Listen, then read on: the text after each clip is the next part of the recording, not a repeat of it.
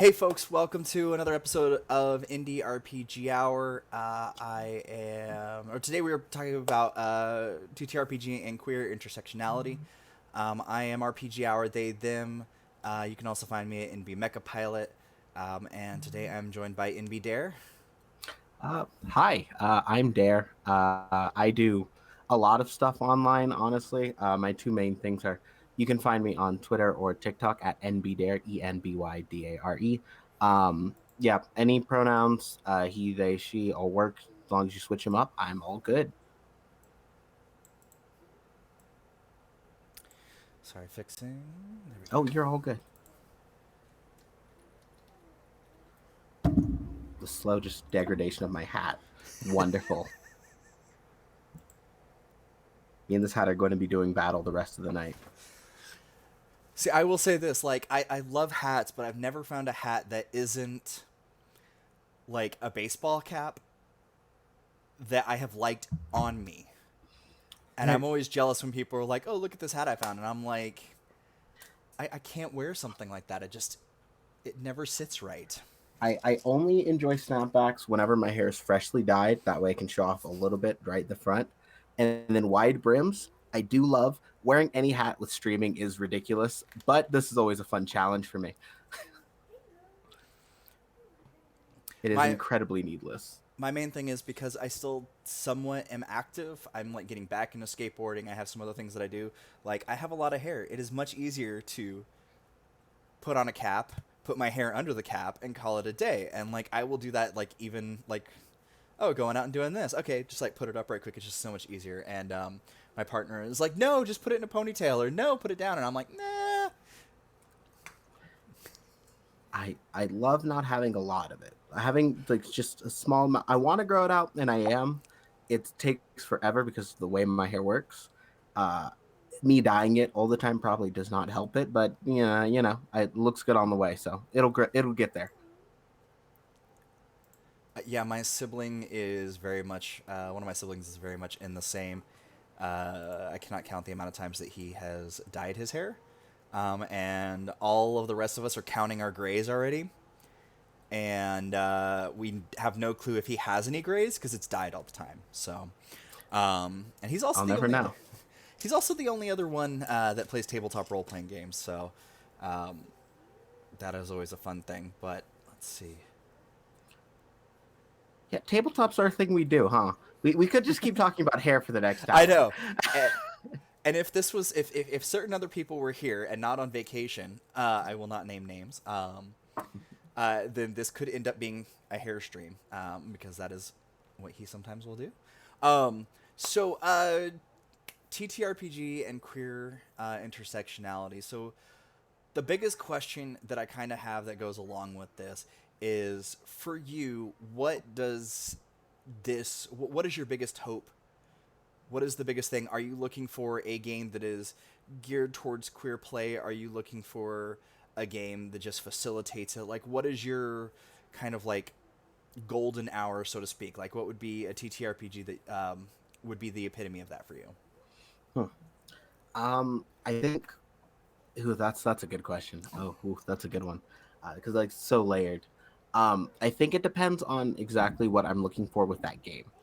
Uh, if it's a like I for one am a sucker for superhero games. I'm a sucker for henshin and masks in particular. They both own my heart. One day I will be in a mask campaign. Someone hold me to that. It will happen. So I do like games that have a degree of action, but anything like that that focuses on the emotions, I think can facilitate a type of play regardless of if the game is inherently queer. It's one of those things I like about any playbook style game. They tend to lean in that aspect for some reason I've noticed. Um, I I'm trying to think about any other games that particular tend to scratch that itch for me too. There are of course games that are just directly queer made that easy, just those ones without even trying are going to check off a lot of those boxes. One I haven't quite played yet, but I've been waiting for is Monster Hearts 2. I've Mm. really wanted to play that, and it's kind of wild I haven't yet, because of just how inherently queer all of that is. But I think for me, I look for more than queer games are queer people who are involved in like running that game. because you can't unqueer it when you have a queer DM or queer group, because it is just the most like ingrained thing in the world. Yeah, and for those of you that are tuning in, if this is your first time checking out IndieRPGHour, uh, if you are a fan of some of the other people that have been on the show, we did cover some of this before. Superhero games and queer intersectionality is something that we kind of talked about before, and I'm going to bring a little bit of that up again. I think that part of the reason why those of us that are queer find ourselves honing in on superhero games, and this may just be like what I've seen at tables and stuff over the years, is that it's a chance for us to define ourselves in a way, because a superhero is an alternate persona. So we're able to step in and do whatever we want and kind of define ourselves, even if we are in ourselves not directly creating a queer character for that game. We are definitely taking a part of ourselves and putting it out there. And I think that that's kind of why I hear it from a lot of queer folks, superhero TTRPGs. And I will also say, the only reason why I have not been in a Monster Hearts game so far is because it has been predominantly cishet people inviting me to their games. That I am terrified. Like, I want to see what a cishet Monster Hearts game looks like. I am like, I'm curious about what that would be to see in actual play. Um, but yeah, I think when it comes to like queer inclusivity, it is making sure there's a lot of queer people at the table with a variety of like identity. Because I think the way like a group of like, let's say, cishet white gays will play a game versus a way a more like diverse group with like a wide range of both like race and sexuality are going to play those games, are going to go into wildly different directions just due to experiences shared at the table. Because I think so much of I think the queer experience for me, and I know a lot of the queer people in my life, is sort of the shared experience, whether that being the joy or the trauma, and leaning into those leads to a lot of really deep and really emotional gameplay in a way that people aren't like will not expect. Besides, like I think it's really easy for like cishet tabletops to like only form of drama or trauma to be like direct violent action and not the feelings of like not really understand the nuances of like queer isolation that happen as you like grow up and you feel like am I the only one here, and that is a very particular type of loneliness, and like that I think it takes a queer group to do. I will definitely agree. The first time that I had a truly deep story playing World of Darkness, I used to be a big World of Darkness player for quite a many years, was a black queer storyteller. Uh, the group was predominantly still cishet and white, but they and their partner were both black. And so, like, sitting down at that table, like, our characters, two of us were vampires, and our stories went very much into a direct, dramatic intersection with our sires. And I'd never had that at the table before. It was a very like, your sire attacks you, or why do you and your sire never like each other, and then like it never gets played out. And it was very much we only played for 3 months, but this is also back in the day of meeting in person. So our games were anywhere from 6 to 12 hours at a Yeah, time. of course. Those 3 months were a lot longer. It was like a whole year of streaming or more. And but no, like I completely agree. Like that game was very different, and I have since then not had a monster type modern day campaign or modern day supernatural game do the same level of anything that game did. There's been a lot of fun things that's happened, but no, it's 100%. I agree with you.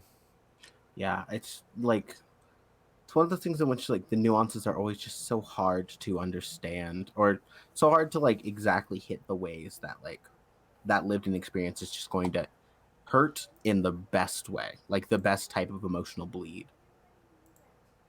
I also want to apologize to you in chat if I look over in this direction. Um, for anything. My partner is like right over there, and so I can see her out of the corner of my eye, and the things that she is doing as I'm talking, where I feel like she wants to make a point, and she's not on the stream, so. But yeah, this I'm trying to think of any other like, and like inclusivity is such a weird thing. I've been thinking about it a lot more. Because one of the other things I've been doing more is like I mentioned TikTok. It's become more of an active part of my presence online in a very weird way. Like I made it as like a fun, ironic thing to do 2 months ago, and now it's like hovering around 1,500 people following me, which is way too many people too fast. I don't. That's scary. But like a lot of my content there is a mix of like, hey, here are tips to make your games either more inclusive or more welcoming. Whether that's things like neurodivergence. I'm someone with ADD, and pretty sure I'm somewhere on the autistic spectrum. Not got that officially tested, but sources seem likely. But that combined with stuff like the interplay of being like both queer and being trans and being black, and talking about that a lot leads to a lot of very fun conversations, or a lot of very interesting ways where sometimes people mean well and then they'll say something wrong, and I have to be very polite. Well, I don't have to be. I choose to be very polite of like, hey, let's have a little talk. Let's this is not whatever you meant there. There's no good interpretation of that with any good faith. So let's maybe break this down. And it's also a really weird space to be in because it's a space that's really dominated by the idea of like D&D still.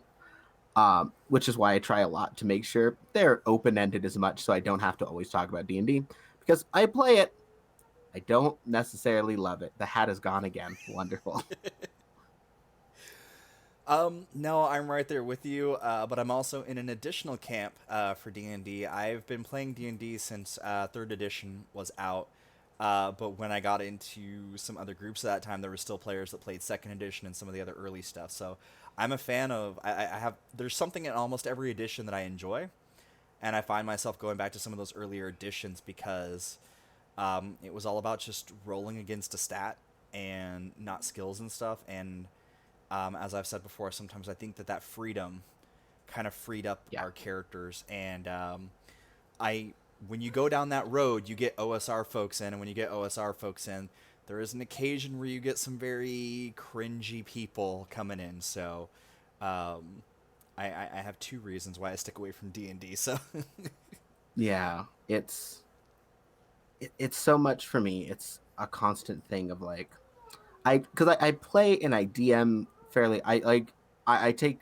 sort of seasons off between DMing like D&D for my major home game, and then also doing like other smaller sessions in between of like, all right, we're gonna play Masks or Monster of the Week for like 8 weeks or whatever in between to just give myself a break. But one of the things I tend to see is like whenever I'm like, hey, you can play other games or even just switch it up just to change the way that you can it playing, because Monster of the Week was my first non D&D game I ran, and playing that like immediately freed up the way that I think about how a exchange has to go. And I think like by not even trying another game, you can sometimes limit yourself on your storytelling potential because you're always set in this certain mindset of like, this is how story beats work with the pacing of this game.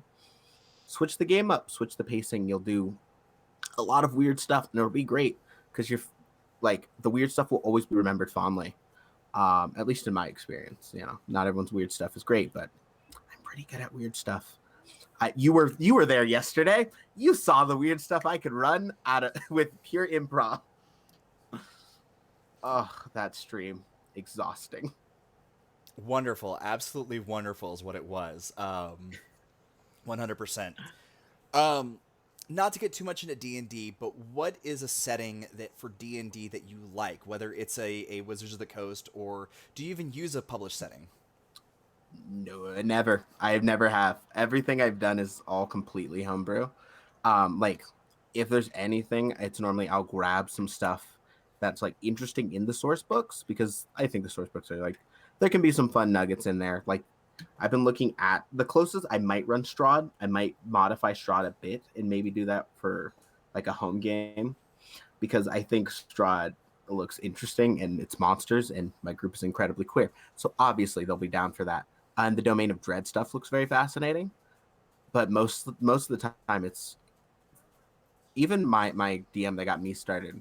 It's always been like, we'll take what we want from here, but most of the world we're just going to build out ourselves. Um, like I don't. I think modules are fun. I've played a module game once actually. Now I'm remembering. And it went well. It went great, but it's not my thing. I like the freedom of homebrew. I think there's four types of people that run modules, and paring it down just a little bit more, whether a person is queer or not running the games, to pare it down to just two types of people. There's people that run the module as is, and there's people that run a module to tell the story that the module wants, but lets the players have fun within the bounds that the module offers. Yeah. And I think honestly, if you're out there and you play a module and you're like, I just didn't have fun, pick up that module, look at how the game was played, and if your game runner, your game master, dungeon master, whatever term you use, if they ran it to the T or they ran it very loose, go out and find somebody that does it the opposite way. See if you like that, and if you don't, then maybe module play just isn't for you. That like somebody doing homebrew is for you.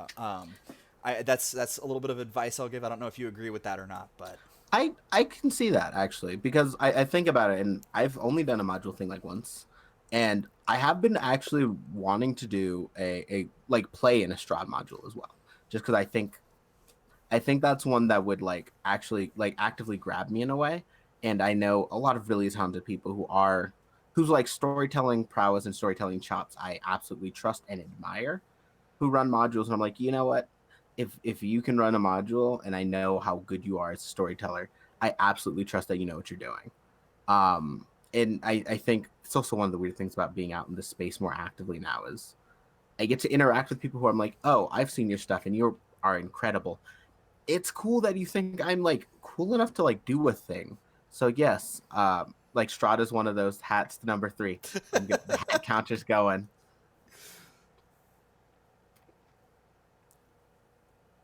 oh, I should make a counter for things and drop it over in this bottom little corner. I will have to do that for another stream, folks. I'm sorry. I will have Dare on, and I'll have a hat counter just in the corner. This hat is devious. It's the headphones. The headphones are ruining the hat. I will say this as somebody who's been in D&D for years, and we're about to deviate from D&D for those who aren't big D&D fans. As a horror fan and as somebody who spent a lot of years in D&D, my top Wizards of the Coast settings were Spelljammer I've and heard of were Spelljammer. Ravenloft. And Ravenloft very much so because you're just in a world where monsters are just everything, and it's this just fight to work up to Strahd of freeing towns and things like that. And certain older games, you could actually gain followers when your fighter went up in level. And so it was fun playing some of those older editions and fighting up against Strahd, because when you freed towns, you could add those people to theirs, so you could end up having a whole group of people. At one point, I had a group where we freed an entire keep's worth of people. We had 10,000 followers behind us, high level characters. We took over a keep near Strahd, and that's what we did. We went in and defeated Strahd with a whole army behind us. So I think there's a lot of fun that you can have with Strahd, and I think that definitely, if it's something that you're going to tackle, read through not just the stuff that's now, read through some of the older stuff as well, because I think that there's some fun things that have been kind of sadly worked out. But I oh, sorry. Oh no, you're good. I was thinking more also like a very underrated part that I don't think, or that I'm constantly aware of, that I don't actually talk about too much of. Part of my I think thing in which, sorry to harp on D&D just a little bit longer, but like the thing in which why I'm also not big module focused is I don't have that much of a soft spot for fantasy as a genre. And that I think that leans into like being a young black kid, like being able to catch on to coding very quickly. So like that wasn't a thing I managed to get really into. And by the time I like saw stuff like Lord of the Rings, I wasn't at the age where it was like could enrapture me in the way like stuff like superhero stuff got me when I was like 5. Like growing up, I watched the X-Men cartoon and a lot of that stuff, and the way that stuff was always played in the space of like this is about diversity and about diverse people trying to survive and thrive in a world that's actively hostile to you. Always hit me harder than something like fantasy stories did. So when I think about the D&D settings that do grab me or the fantasy modules that grab me, it is going to be stuff closer to like the Eberron stuff where, or even I like Spelljammers I've seen on like looked at a lot. And I think it's really cool because of like playing in that space. And the ones that aren't traditional, like high fantasy in particular, are the ones that tend to grab me more. And I think that's also why I tend to be a hardcore homebrewer, because then I get to add the story touches that I like really care about, and I can push aside a lot of like the ickiness that fantasy had for me growing up. So, what would you say are your top three um, tabletop genres? What are the top three that grab you? Superheroes, mecha, 1 and 2.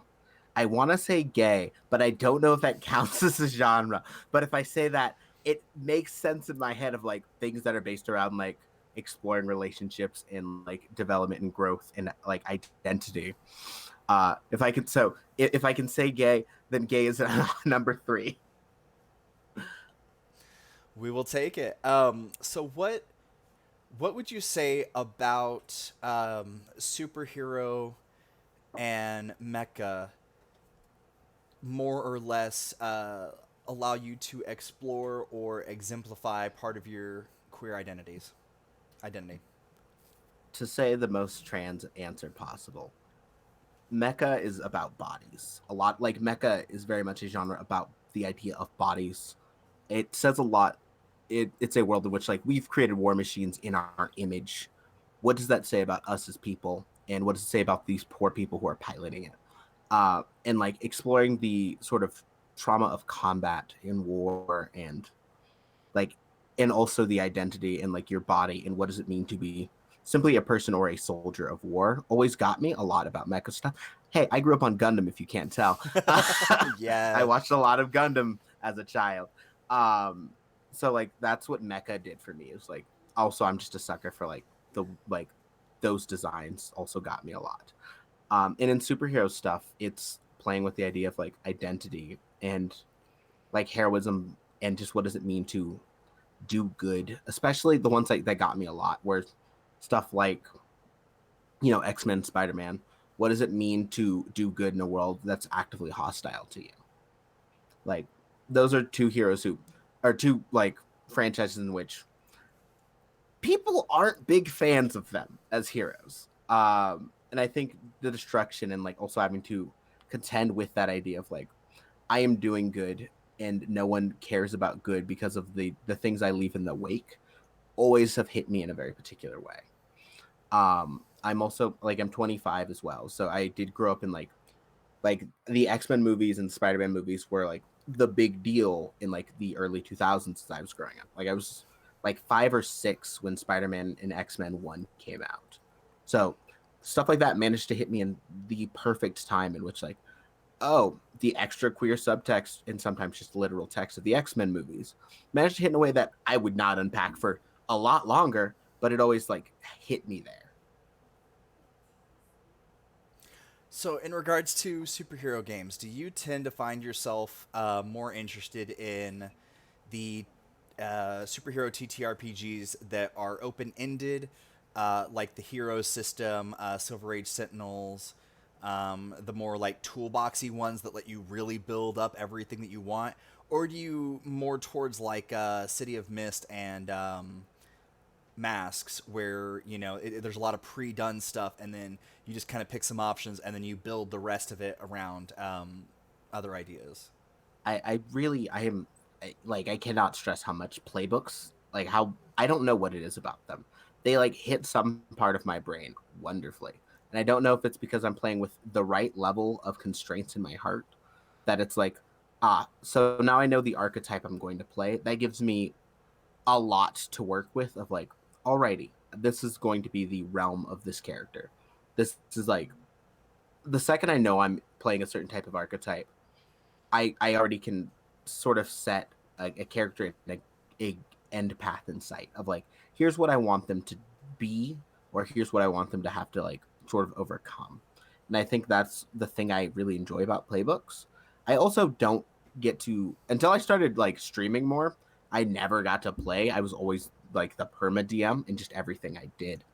So like getting those, so like, all right, even if this game does not last long, having this playbook means I will have at least a degree of a character ready that already will have some arcs, and even a DM who does not do open-ended stuff will have some arcs there like that are encouraged to like mess with, or have some like emotions that are supposed to like sort of hit, and that makes it, I think, generally easier for the groups I tend to roll with. So for mecha games, what mecha games have you played that really have grasped you, and what about them what about them grabbed you? I have played in, well, I've ran Beam Saber, and I've also big Friends of the Table fan. Love that podcast, and their Beam Saber game was incredible. Um, I've read through Lancer many times. One day I will find time to play Lancer, and then Armor Astir is one that I've been looking at that I need to read through more like thoroughly. Um, but I for mecha, anything goes, because I can both love, I like crunchy mecha games hit in this very like battle tech. I'm sitting on like my computer playing, or like messing with distance and numbers in a way that I'm here for, then my brain is ready to process for mecha. And in terms of something like Beam Saber, which is closer to like, which is a hack of Blades of the Dark, where it's much more of like, all right, this is like definitely more of like storytelling heavy and easier to lean into storytelling stuff. Um, and I don't know what it is about mecha. I'm down with either way. I like those, just tickle both parts of my brain. I'm right there with you. That's one of the things that's a genre that I like to try. I haven't gotten to Beam Saber yet, but I have played a lot of other ones. Lancer is one of those ones where I'm like, I've read through it I don't know how many times, but I'm not confident enough to run it. Can somebody else run it? Like, um, There's a lot of remembering and a lot of crunch in there that I am not a crunch DM. That is not what I excel at. I excel at like lighthearted or stuff that I've been playing for years. See, I can't do the middle ground stuff. I either need stuff that's like very very rules light, or I need something that has a lot of crunch in it. I can't do the in between. Those I've just noticed that like I flounder, or I have to like add so many house rules that we might as well be using something else. Um, but have you ever tried Mechton or the actual BattleTech tabletop role playing game? I've never, like, I've looked at BattleTech, the actual TTRPG. I've never got to play that one, and I have not got to play Mechton either. I will say if you're down for some crunch, I like both of those. Of those two, Mechton is my favorite for two reasons. One, it's an anime based one. And Nice. two, I like that you can down a person sized character or a mech by disabling specific parts rather than just having to take HP all the way down. That's Um, great. yeah, it's body parts, or like you could just take down the servo of a mech and take down its engines. And for somebody who loves mechs, it's like I can just like focus on one thing. I'm not having to just like drop their HP. Yeah, they're Um, not just a tank or a sponge. exactly. Kind of like the game Titanfall is one of those where it's like, hmm you can jockey one, take out this one core, you'll completely screw it up, and I love that. If you were to get to play in a mecha game tomorrow, what kind of character would you want to play?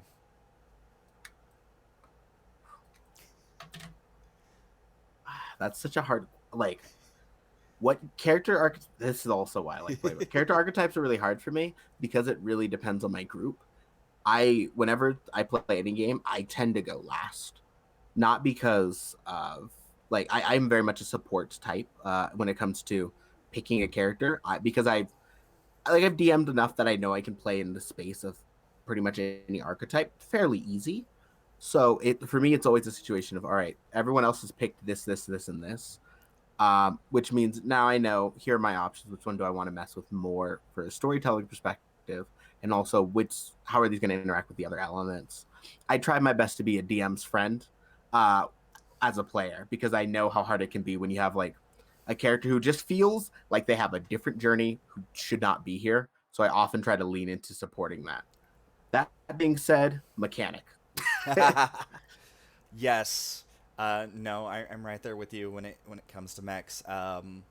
If I can be a pilot slash mechanic, I'm so down for it. I'm very much there. So for superheroes, if you got to play any superhero TTRPG, um, and the group had everything covered, and so that you could play whatever you wanted. Now that I know how to kind of like uh, focus you there, what would be like if you just got to create whatever you wanted because the group was pretty much covered in everything was covered. What kind of superhero would you want to build? In terms of like, I'll just for mass beacon powerless leader. I love playing in the space of someone like I like playing low powered or no powered superheroes when the rest of the team has them. Um, I like to deal with. Don't unpack this. This, by the way, don't think about the words that are about to come next. I really like to play in the space of like being completely trying to deal with feelings of like inadequacy as a leader of like, am I doing a good enough job? Uh, what can I do with nothing more than like a bow or some martial arts when I have teammates who can throw a car in reverse gravity and having to deal with like that sort of how do I feel good enough and good enough to lead other people.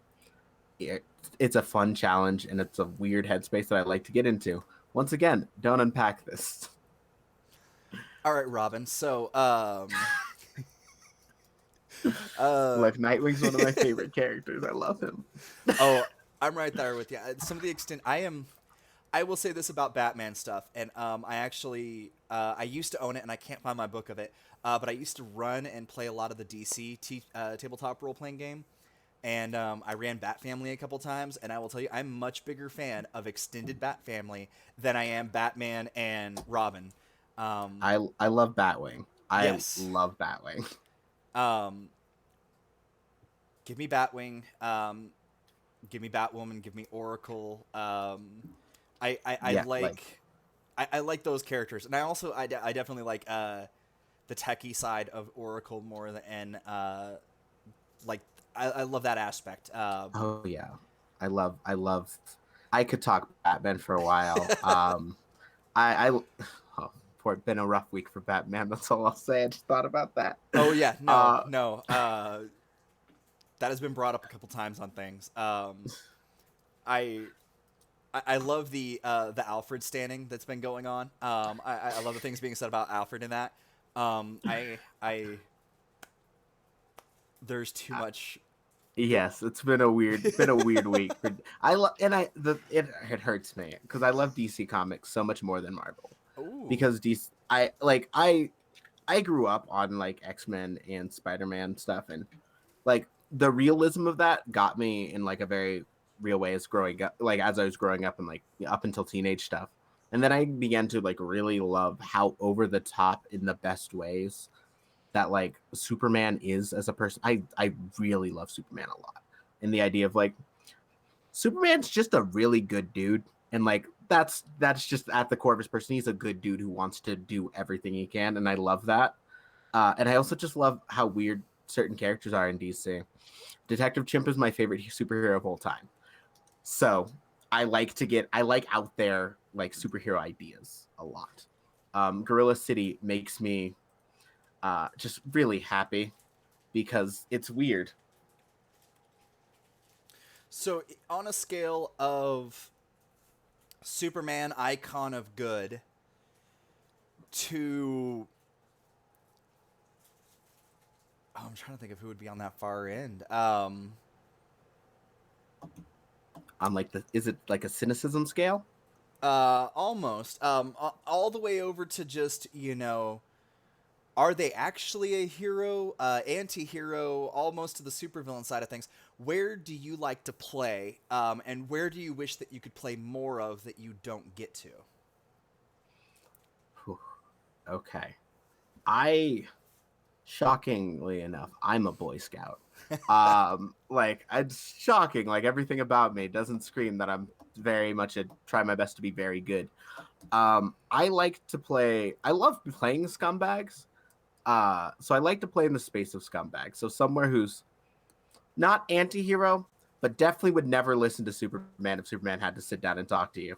The energy of like, I don't, and I think what it is like playing in more of the jaded space of someone who has experienced like a harder, like experienced a harshness that you don't often see in superhero stuff. Like someone who has a villain's origin of like I've had to scrape and scrape to get by, but they still believe in like doing a good thing.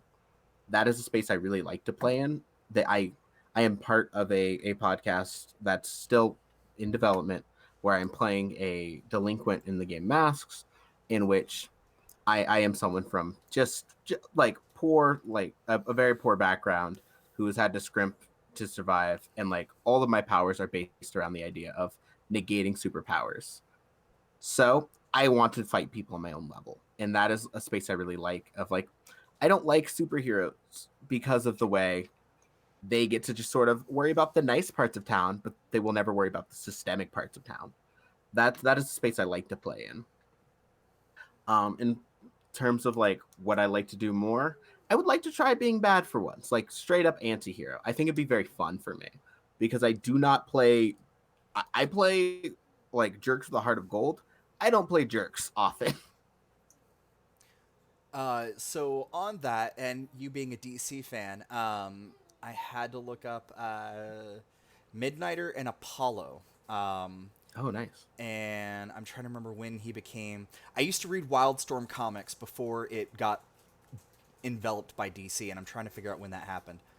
I can't find when Uh, that happened. it was the new 52, so that's like 2012, I think. Was it that late? I thought it was a little earlier. But so I don't remember when New 52 happened. It's a weird time in my brain. um, so Midnighter and Apollo, with the way that you talk, have you ever checked them out? Because it almost seems like that's like right up your alley. It's a bit off topic Like, for TTRPGs, but oh, I mean, we're still talking about the idea of heroism. This works. I haven't played or I haven't read much. Like, I know of them, but I have not looked into it that hard. Like, as a kid, one of the things I always wanted to do was like, I've always wanted to write like for DC one day. But like, Milestone was always the energy that really got me.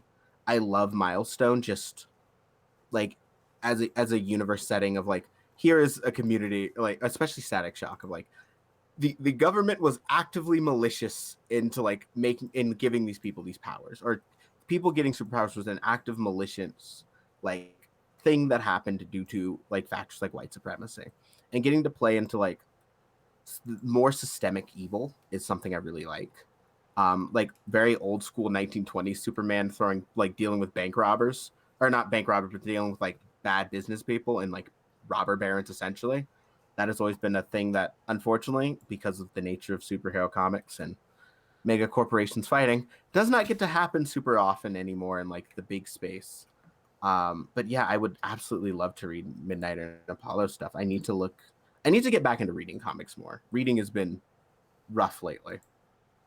for those of you out there that are not aware, Midnighter is basically like a sort of like darker, meaner, more brutal Batman. And Apollo is sort of like a Superman character, but it's also like somebody wrote fan fiction because they're totally gay for each other. Um, Yeah. I, I, I think that they are officially dating, but I don't know if how much that has actually like crossed over and done stuff. Now I will say this because I've accidentally done this a couple times when like googling them. There is also an Apollo in the Marvel verse, and they actually do have some costumes that look similar. So do be careful when you're googling. Just like when you Google Captain Marvel, you can end up back and forth between DC and DC and Marvel on that as well. Um, Yeah, that's I forgot that's like some of that's the Warren Ellis stuff too. That tracks. That absolutely tracks. So, you said that you like things that are definitely more along the lines of like where there's some stuff pre-created, so to speak, like playbooks and things like that. Um, what is something that is that something that you always try to gravitate towards and look for? Because you said that you feel that like for you it's easier and it's able for you to more define certain things and um, is that something that you always look for? Um, I think a lot of it's a mix of what I look for in my group. My group, we are all like and when I say my group, I mean the one I DM for off stream, the one you'll never see because that's my secret one for me. My Tuesday group, we all aggressively have ADD in the very similar ways. So I know the exact way that like we all have trouble focusing on certain things, and I can handle crunch a bit more because I do enjoy that depending on the system, and I have like that fondness for mechs, but my party does not. So I know like playbook stuff is a good way of like, here's something that is similar that we won't have to learn too much different. That means we're not going to be out of like playing time for long because having to balance schedules as mine gets more and more upsetting and wild with like we are all 20 somethings who are like doing college or trying to adult stuff. It's a good way of like by doing playbooks it really evens out a lot of the work to get stuff done a lot faster. Like it took a month or two of like building my homebrewed like D&D campaign from the ground up, from like map building and like world building, when like something like let's say Mass or like Monster of the Week, what's like it takes me a week to get that stuff set up because of enough of how constrained it is for me to start. So I'm going to go a little bit off the rails for just a second. As a game dev, um, if you were handed a game of Crunch, but in that game of Crunch there was basically a sort of checklist or pseudo playbook that helped you to create a world, is that something that would be of interest in you and that you feel that could potentially save some time and help you to make something for your group at home? Um, yeah, absolutely. I think it yes. Short answer, yes.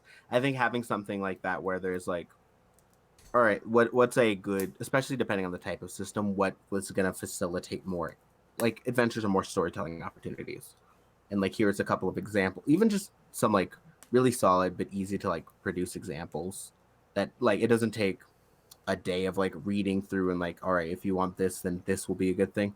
Sometimes simple as like roll a couple dice or like here's a pretty easy checklist and I can start figuring out stuff from there.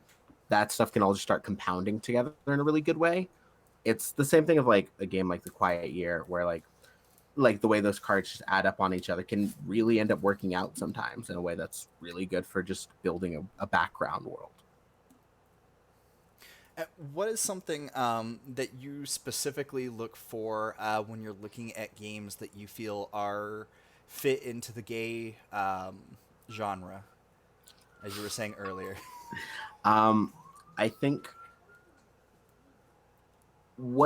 how much time or dedication is there to the idea of just talking and just in RP in general? Okay. Because my people like my group, they're very RP heavy and RP focused in a way that's I think very like I love it. And we tend to do a lot of character exploration through RP, through RP, and then combat or whatever the sort of action is helps work through that. But we like to sit and talk a lot of it. So if there's a decent amount of ideas around talking or any sort of just getting to discuss that, as long as that is acknowledged, then it feels good and like can fit in that gay genre. And sometimes like it doesn't even need to be a relationship based thing, like a game like Thirsty Sword Lesbians having like a whole kissing mechanic or anything. I love that, but I don't need that necessarily. Have you ever checked out the game Dread? Yes, I Okay. have. I love Dread. I haven't played it in like 3 years, but I really do like it. It's also been kind of hard to play Dread for about a year and a half, so you know. Yes, that's my partner's favorite horror game of all time. She loves running it, and we tried to find ways to run it on a stream, and it was honestly one of the weirdest things that I've done in a long time. Or a podcast. Was that a podcast or a stream now? Now I don't remember. I sometimes do too much and forget what things are. Um, Moo. so You if need to try you... 10 Candles as well. Yes, I was going to mention 10 Candles. Have you gotten to play and or run 10 Candles? I have not. I've had like one or two really dedicated people on TikTok being like, "Yo, you need to try 10 Candles. Everything you say, you got to try 10 Candles," and I need to one day. Um, it's like I've been really wanting to. It's just getting time for it would be the hardest part. I will say, especially for 10 Candles, 10 Candles is one of those things that, for those of you out there that have not played it, um, if you're going to play it on stream or socially distanced, you want to make sure that everybody knows the game and is ready for the game beforehand. Because when you start lighting those candles, when you start getting things in, very much so, the length of the game is going to be determined by how quickly those candles get lit and how. So if people are taking a long time during the character creation setup, you're already going to be like partially burned through those candles, and it's going to last a lot less time. Also, don't get big candles. I don't know why. I've seen this on a couple of things where people have like tall candles. Please don't do that. You are, unless your group is planning to play for like a whole day, do not get the big candles. That's not directed directly at you, just in case. I don't want you to feel like I'm like just. Oh But no, no, you're good. I was I had somebody invited me to come and watch something. They were recording for a podcast and they were gonna do, and they were showing me, and I was like, I don't think that I can watch this, because I am scared for how long this is gonna take you. Oh no. And I was like, look, just light a candle and just watch how long it takes to burn down before you do that game. And they said that they ended up cutting those candles in half, and I'm still horrified because I think that they said that it took almost like 8 hours for the candle to burn down. Oh, oh Yeah. no. So, I mean, granted, tea light candles lasted us almost, I think it was like 3.5 hours when we did a Star Wars version of 10 Candles. So, Nice. um, That would be a fun way to do that. I've been wanting to do a Rogue One thing at some point for my crew. uh, And everyone dies game is fun. yes, it is meant to be played. Artemis Harp says, I think 10 Candles is meant to be played with tea lights. It really is meant to be played with tea lights, but I've had people be like, I want something Hi a little bit Artemis. longer, and they go for non-tea lights, and so that's why I'm adding that up. Like, now I know people that are like, I want to do the classic, like, we've got all day, and okay, if there was a group of people that I like and trusted that said, "Hey, let's go rent a cabin or like some beautiful piece of property and let's just game all weekend and have like a mini convention and let's do 10 candles and we could dedicate a whole day to sitting around playing 10 candles," I would totally light giant candles for that. I would do that.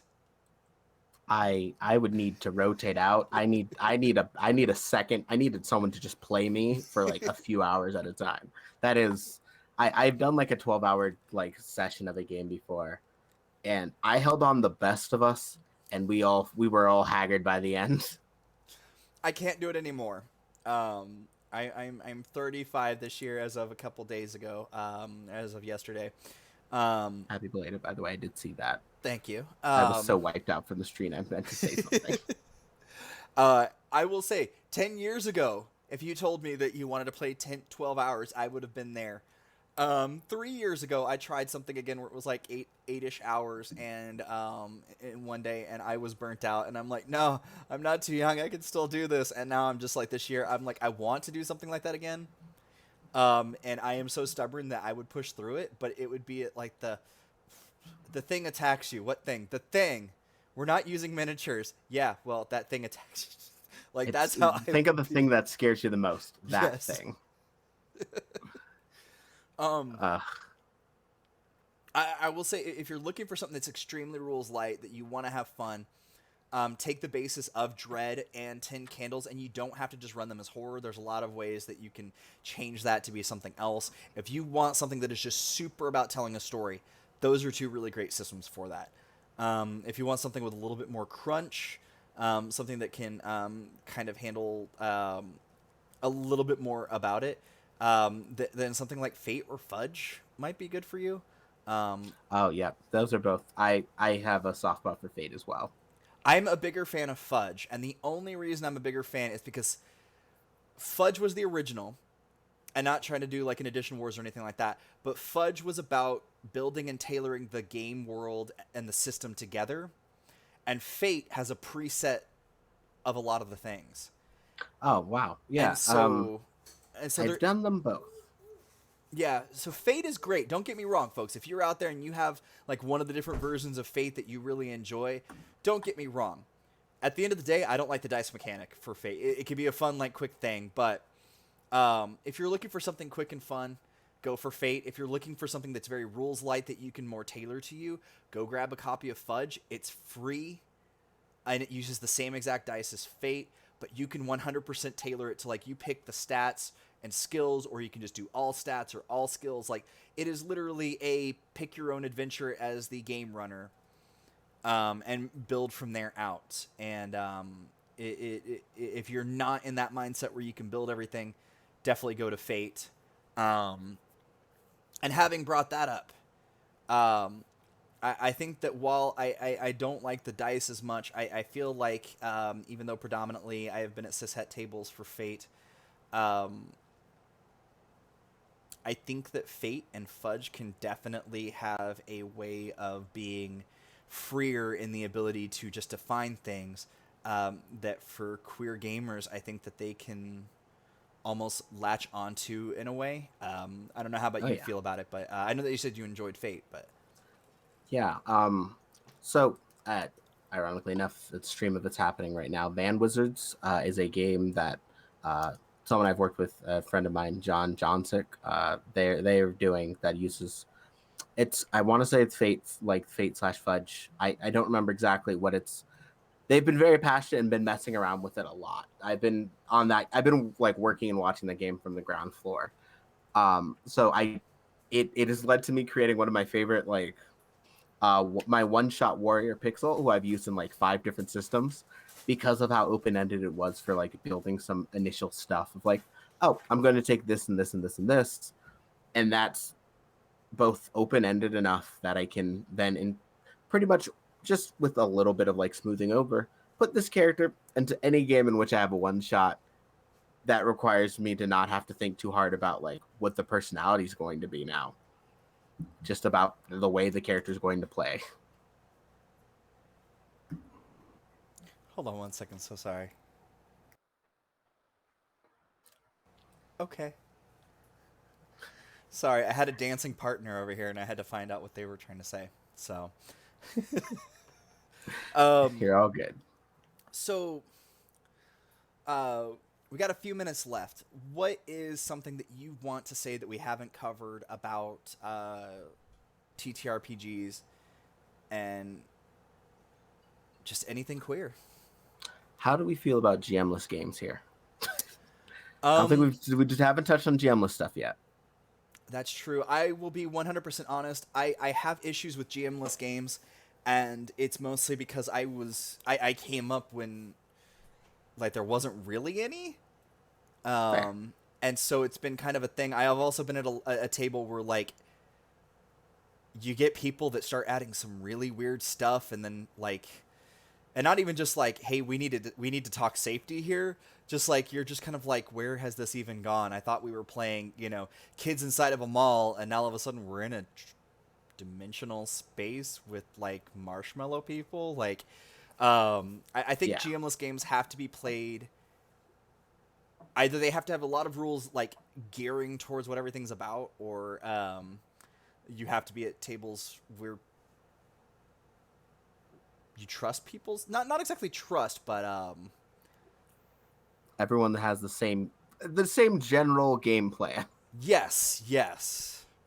I will also say I'm trying to write a GM-less game, so Yes.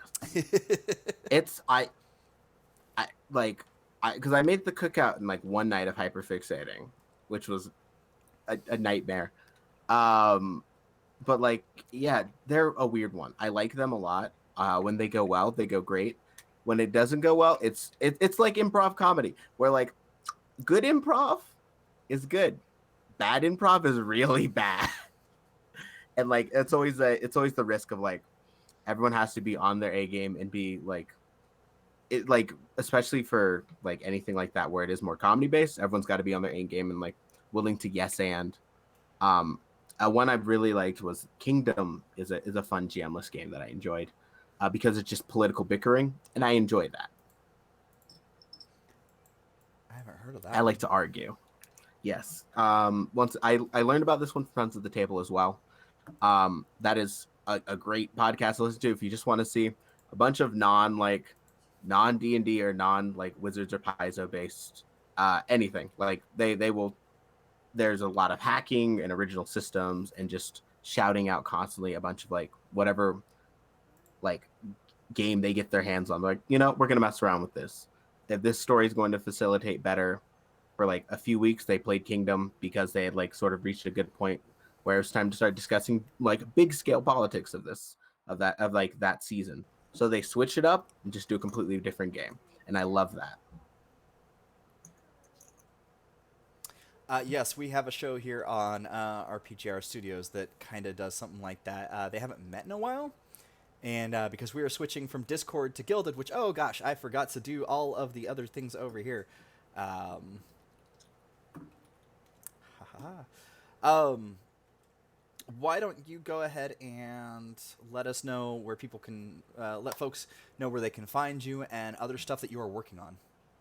All right, let me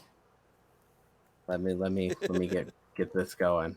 I want to make sure I have my plugs ready. I'm really bad. I'm terrible about plugs because I will forget one. Like last night, I like meant to say, and then last but not least, I'm gonna be like completely forgot. I'm terrible at remembering them. Making me remember anything I'm going to do in 2 days is rude to me. Um, Okay, so let me get going. Hi, if you enjoyed this, I am EnbyDare. You can find most of what I do on Twitter or TikTok at EnbyDare. That is EnbyDare. Most of what I do can be found on Twitter. I will tweet about it at random times of the day.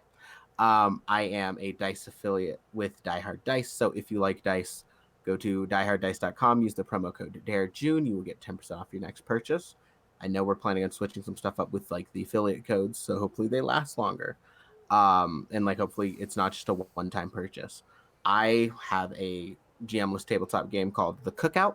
You can find the link to that on my Twitter or at enbydare at itch.io. Is a GM-less game. Juneteenth is tomorrow, so I recommend it for any especially for Black folks out there who want to have like a fun game of just hanging out and arguing at like with some good drinks and some good 90s music.